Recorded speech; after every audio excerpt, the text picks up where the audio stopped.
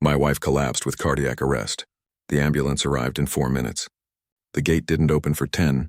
She died waiting behind a locked barrier because the HOA president said emergency access required a 72-hour request. I'm Cavell Dorn, retired from Homeland Defense Infrastructure Security. I designed the emergency protocols that gate was supposed to follow. I know exactly how illegal it is to block one.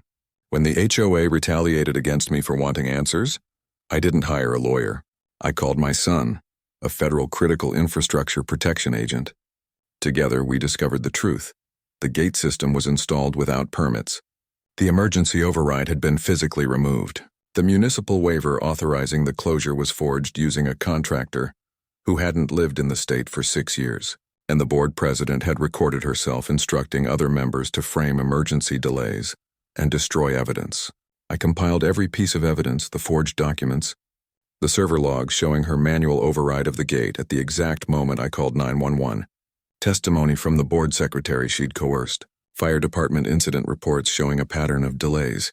My son filed it with the Department of Justice and the Department of Homeland Security as a critical infrastructure obstruction case under federal law.